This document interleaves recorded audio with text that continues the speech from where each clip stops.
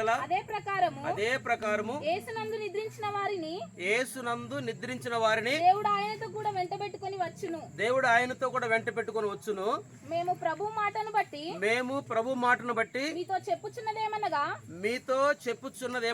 ప్రభు రాకడ వరకు సజీవులమై నిలిచి ఉండు మనము నిద్రించు వారి కంటే ముందుగా ఆయన సన్నిధి చేరము.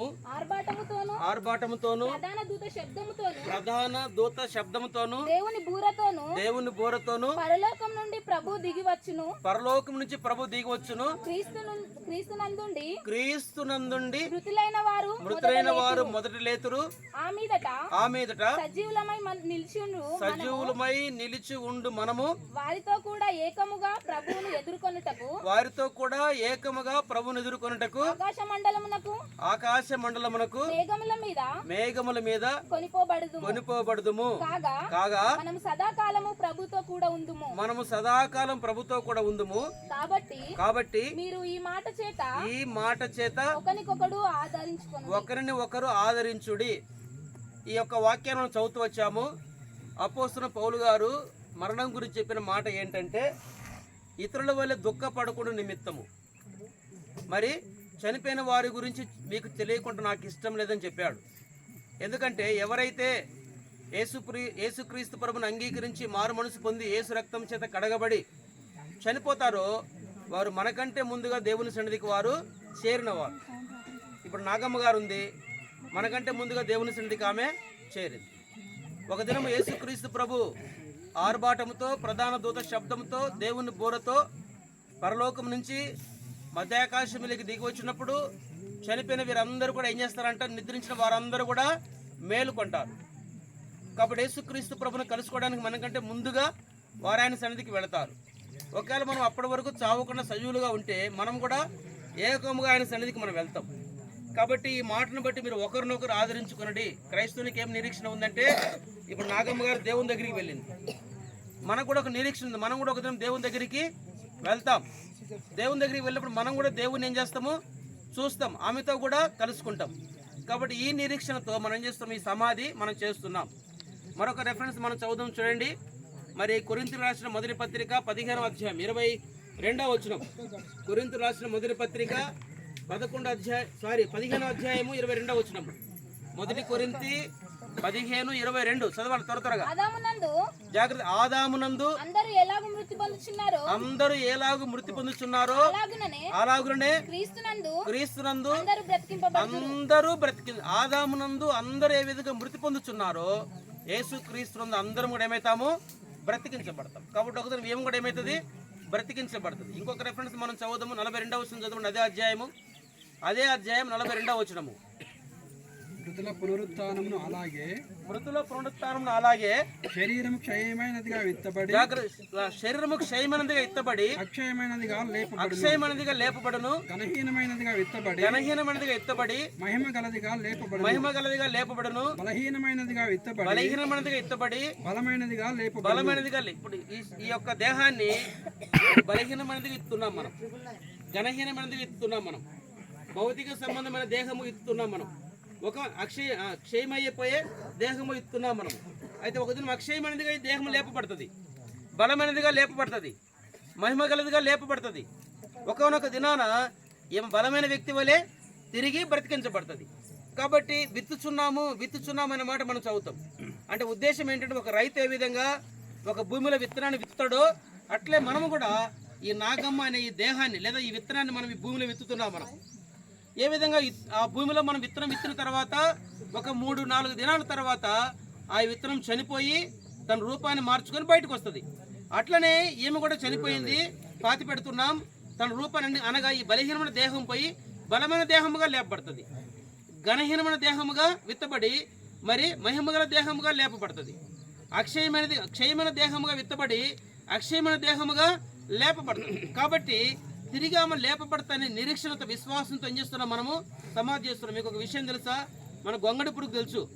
గొంగడి పురుగు చూస్తేనేమైంది, మనకు ఒళ్ళు జర్నలిస్తుంది. అంటే ఆ ఒళ్ళంతా కూడా ఎట్లుంటుంది, బొచ్చు ఉంటుంది. అది మన యొక్క దేహం మీదకి వచ్చిన మనము చీదరించుకుంటాం మనం. ఆ గొంగడి పురుగు ఏం చేస్తుందంటే చనిపోయే ముందు ఒక గూడులోనికి వెళ్తుంది.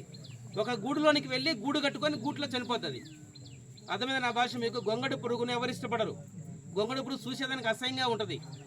మన దేహం మీద పారితే ఒళ్ళంతా దురదలు వస్తాయి. ఆ గొంగడి పురుగు చనిపోయే ముందు ఏం చేస్తుందంటే ఒక చిన్న గూడు చేసుకొని గూడులోకి వెళ్ళి చనిపోద్ది. కొన్ని దినానికి ఏమైందంటే ఆ గొంగడి పురుగు బ్రతికి సీతాకోక చిలుకగా బయటకు వస్తాయి. ఇప్పుడు మనం చూసి సీతాకోక చిలుకలన్నీ గొంగడి పురుగులే, గుర్తుపెట్టుకోండి. ఇప్పుడు మనం చూసి సీతాకోక చిలుకలన్నీ గొంగడి పురుగు. గొంగడి పురుగు చూసేదానికి అసహ్యంగా ఉంటుంది. దాన్ని ఎవరు ఇష్టపడరు. అది చనిపోయే ముందు ఒక గూడులోనికి వెళ్తుంది, గూట్లో చనిపోతుంది. అది ఒక అందమైన సీతాకోక చిలుక మాదిరి బయటకు. ఇప్పుడు సీతాకోక చిలుకలు చాలా మంది పట్టుకోవడానికి ప్రయత్నం చేస్తారు. చాలా అందంగా ఉంటుంది, వాటిని చూసి ఫోటోలు తీస్తారు. ఈ విధంగా సీతాకోక చిలుక మాదిరి బయటకు. అట్లనే ఈ మనిషి చనిపోయి ఒకానొక దినాన మరి బలమైన దేహముగా, మహిమగల దేహముగా, అక్షయమైన దేహముగా తిరిగి లేపబడుతుంది. ఆమె దేవునితో కూడా కలుసుకుంటుంది. కాబట్టి నేను ఆ జీవితంలో కూడా ఈ నిరీక్షణతో మనము సమాధి చేస్తున్నాం. చివరికి ఒకే మాట మనం చదువుదాం. ప్రకటన గ్రంథము 14వ అధ్యాయము 13వ వచనం చదవండి, ప్రార్థన చేద్దాం. ప్రకటన గ్రంథము 14వ అధ్యాయము 13వ వచనం. అంతటా ఇప్పటి నుండి ప్రభువునందు మృతులు నిదానం చదువు, పర్వాలేదు కానీ. అంతటా ఇప్పటి నుండి ప్రభువునందు మృత్యునందు మృతులు ధన్యులని వ్రాయమని పరలోకం నుండి ఒక స్వరము చెప్పగా వింటిమి. నిజమే, వారు తమ ప్రయాసములు మాని విశ్రాంతి పొందుదురు, వారి క్రియలు వారి వెంట పోవునని. ఇక్కడ 3 విషయాలు గమనించండి. ప్రభువునందు మృతి పొందు మృతులు. మనమందరూ కూడా ప్రభువులో ఉండి చనిపోవాలి. లోకంలో ఉండి కాదు, పాపంలో ఉండి కాదు, ప్రభులో ఉండి చనిపోవాలి. వాళ్ళు ధన్యులు. తర్వాత ఏం చేస్తారు? వారు ప్రభునందు మృతులు ధన్యులు, వారు తమ ప్రయాసములు మాని. ఇప్పుడు ఆమెకు ప్రయాస లేదు. నాకు తెలిసి 3-4 ఎంతమంది పిల్లలు అన్న? 4 పిల్లలు. నాకు తెలిసి బతుకున్నప్పుడు సరిగా చూసుకున్న లేదు, నాకైతే తెలియదు కానీ. అర్థమైందా? కాబట్టి ఏం చేసింది? కడుపులో ఆమె కడుపున 4 పిల్లలు పుడితే ఒకవేళ వాళ్ళు సరిగా చూసుకోలేదో తెలియదు. కానీ ఇప్పుడు ఆమె నిన్నటి వరకు ప్రయాసపడింది, ఇప్పుడు ప్రయాస మానేసింది. ఇప్పుడు ఎవరు రావాల్సిన పనిలే.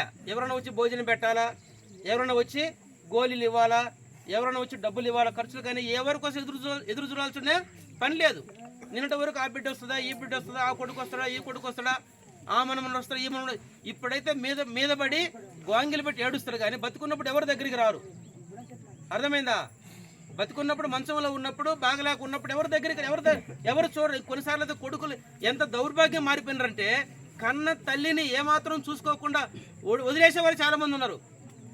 అర్థమైంది? ఒక కవి రాశాడేమని, తల్లిదండ్రుల మీద దయలేని పుత్రుండు, పుట్టనేల వాడు గిట్టనేల, పుట్టలోని చెదులు పుట్టదా గిట్టదా అన్నాడు. తల్లిదండ్రుల మీద దయ లేకపోతే పుట్టేం ప్రయోజనము? 9 మాసాలు కడుపులో మోసి ఆమె నీకోసం ఎన్నో జాగ్రత్తలు తీసుకొని ఆ ప్రాణం పెట్టి నిన్ను కని, నిన్ను పెంచి పెద్ద చేసి, నిన్ను ఒక ఇంటివాణి చేస్తే ఈ దినం తల్లిని పట్టించుకునే వాళ్ళు చాలా మంది ఉన్నారు. ఈడికొచ్చి మాత్రం బలి ఏడుస్తారు. అర్థమైందండి? ఈడికొచ్చి బలే మీద పడి ఏడుస్తారు. సిగ్గుపడాలా? అర్థమైందండి? కాబట్టి ఏం చేయాలి? ప్రతి పిల్లలు కూడా తల్లిదండ్రులు ప్రేమించాలి, చనిపోయేంత వరకు ప్రేమించాలి. బతుకున్నప్పుడు గ్లాస్ మంచినీళ్ళు ఇవ్వాలి, బతుకున్నప్పుడు ఒక ముద్ద అన్నం పెట్టాలి, బతుకున్నప్పుడు ఎక్కడో చూపించాలి. అర్థమైందండి? అట్లా కాకుండా నువ్వు కృతజ్ఞత లేనివాడిగా నీ రుణం తీర్చుకోకుండా ఆమె వెళ్ళిపోయినట్లయితే ఇక ఆమె రుణం నువ్వు ఎప్పుడు తీర్చుకుంటావు? ఇంకా తీర్చుకోవడానికి నీకు అవకాశమే, ఆమె రుణం తీర్చుకోవడానికి నీకు అవకాశం. ఎందుకు తల్లిదండ్రులు పెద్దవాళ్ళు ముసలోళ్ళు అయిన తర్వాత యాతన పడతారంటే వారి రుణాన్ని మనం తీర్చుకోవాలని. వారు మన కోసం యాతన పడ్డారు, వారు మన కోసం కష్టపడ్డారు, వారు మన కోసం ప్రాణం పెట్టేంతగా వారు ప్రయాసపడ్డారు. వారి రుణం అంతో ఇంతో తీర్చుకోవడానికి వారి మంచంలో ఉన్నప్పుడు దేవుడు మనకు అవకాశం ఇస్తాడు.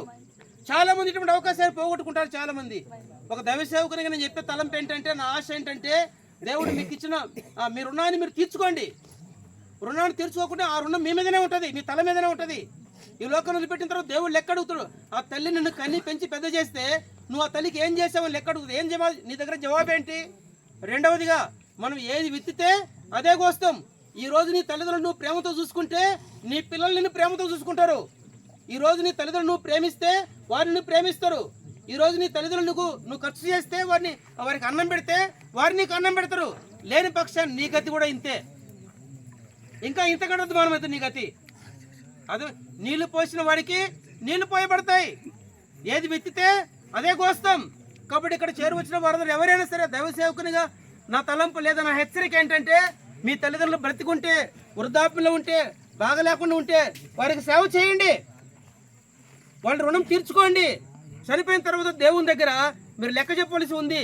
కాబట్టి ఆమె తన ప్రయాసాలు మాని ఆమె లోకాన్ని వదిలిపెట్టేసింది. ఇప్పుడు ఆమెకేం ప్రయాసం లేదు, ఇక దవాఖానికి వెళ్ళాలని లేదు, గోళ్ళు వేసుకోవాలని లేదు, అన్నం తినాలని లేదు, నీళ్లు తాగాలని లేదు, నాకు బట్టలు లేవని లేదు, ఏ చింత లేదు. ప్రభు దగ్గరికి వెళ్ళిపోయింది. అర్థమైందండి? వారు తమ ప్రయాసములు మాని ఏం చేసి దేవుని దగ్గరికి వెళ్ళిపోయారు. కాబట్టి మనం కూడా క్రీస్తులో ఉండి చనిపోవాలి. ఇటువంటి సాక్ష్యాన్ని కలిగి చనిపోవాలి. తల్లి కానీ తండ్రి కానీ వేదనతో చనిపోకూడదు. తన పిల్లలు సరిగా చూసుకోక కడుపు కోతతో, కడుపు వేదనతో, దుఃఖంతో, వేదనతో చనిపోకూడదు. ఆ పాపం మన మీద ఉంటుంది. అర్థమైందండి? ఆ రుణం తీర్చుకోవాలి. కాబట్టి ఇక్కడ బ్రతుకున్న వాళ్ళు ఎవరైనా సరే ఇప్పుడైనా మీరు ఒక నిర్ణయానికి రండి. నా తల్లి నన్ను 9 మాసాలు మోసింది, కనింది, పెంచింది, ఇంత పెద్దవాని చేసింది, ఒక కుటుంబాన్ని ఇచ్చింది. ఈరోజు నా తల్లిని చూసుకోకపోతే ఎట్లా, నా తండ్రిని చూసుకోకపోతే ఎట్లా, ఆమె రుణం ఎట్లా తీర్చుకోవాలని తాపత్రయంతో వాళ్ళ రుణాన్ని తీర్చుకోవాలి. దేవుడి మాటలు దీవించును గాక. ప్రార్థన చేద్దాం. కళ్ళు మూసుకోండి, అందరూ ప్రార్థన చేద్దాము. లేదు కదా, పాస్టర్లు ఎవరు వచ్చిండ్రా? ఎవరు రాలేదు కదా? సరే, చివరి ప్రార్థన చేద్దాం. కళ్ళు మూసుకొని బతుకున్న వాళ్ళకు తీర్మానం చేసుకోండి. ప్రభా, నాకు తల్లిదండ్రులు బతుకున్నారు, వృద్ధాపులు ఉన్నారు, నేను వాళ్ళని పట్టించుకోవడం లేదు, నన్ను క్షమించు ప్రభా. నన్ను వారికి 9 మాసాలు మోసారు, కన్యారు, పెంచారు, పెద్ద చేశారు, కుటుంబాన్ని చేశారు, భూమిని ఇచ్చారు, ఇల్లు ఇచ్చారు, అన్నీ ఇచ్చారు, కానీ వాళ్ళని పట్టించుకోవడం లేదు, నన్ను క్షమించని ఇప్పటి నుంచైనా సరే దేవుడిని లెక్కడక మునుపు, నీకు కూడా అదే గతి రాక మునుపు ఒక తీర్మానం చేసుకో. ఇప్పటి నుంచి తల్లిదండ్రులను ప్రేమించండి. అదే క్రైస్తవ జీవితం. వాడే నిజమైన క్రైస్తవుడు. ప్రేమ లేని వాడు దేవుని నిలిచి ఉండేవాడు కాదు. ప్రేమ ఉన్నవాడే దేవుని కలిగిన వాడు. గుర్తుపెట్టుకోండి. మా ప్రియమైన పరలోకపు తండ్రి, కృపగలిగినటువంటి దేవా, మీకు వందనములు, స్తుతులు, స్తోత్రాలు చెల్లించుకుంటున్నాం. సహోదరి నాగమ్మ గారి కొరకై మీ సన్నిధిలో ప్రార్థన చేస్తున్నాం తండ్రి. తల్లి గర్భంలో రూపునిచ్చావు, లోకంలో జన్మింపజేశావు, యవ్వన వయసు వరకు కాపాడావు, భర్తనిచ్చావు, వారిని ప్రేమించి వారిని ఆశీర్వదించి 4 సంతానాన్ని ఇచ్చావు, 2 కుమారులు 2 కుమార్తెలను, వారి గర్భఫలాన్ని ఆశీర్వదించావు. అందుకొరకై స్తుతిస్తున్నాం తండ్రి. వారి పిల్లలు చూసి ధన్యత ఆమెకి ఇచ్చావు.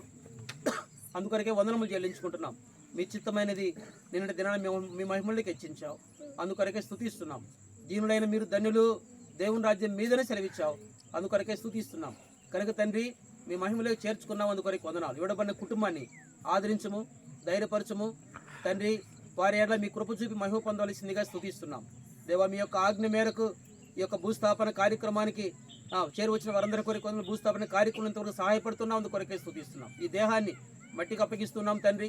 ఒకనొక దినాన్ని మీరు మధ్యాకాశంలోకి వచ్చినప్పుడు ఏమి కూడా తన యొక్క దేహంలో మార్పు చెంది తండ్రి, ఏ విధంగా ఒక గొంగడి పురుగు సీతాకోక చిలుకగా అందమైన ఒక ప్రాణి వల్ల బయటకు వస్తుందో అట్లా ఉదయం బయటకు వస్తానని విశ్వాసంతో ఈ సమాధి చేస్తూ ఉండగా దేవా, మీరు జ్ఞాపం చేసుకుని సమాధి కార్యక్రమంలో ఎవరైతే పాలు పొంది మీ మాటలు విన్నారో వారి హృదయంలో లోతైన కార్యం చేయవలసిందిగా స్తుతిస్తూ కరుణించమని చేరువచ్చిన బంధుమిత్రులు, రక్త సంబంధులను, సంఘాన్ని అందరినీ దీవించి మహిమ పొందము. అంత మాత్రం వారికి ఆదరణ దయచేసి మహిమ పొందు మీ రాజ్యం కొరకై అందరం సిద్ధపడడానికి సహాయం తెచ్చామని యేసు ప్రభు నామములో ప్రార్థిస్తున్నాము తండ్రి. ఆమేన్. దించండి ఇప్పుడు.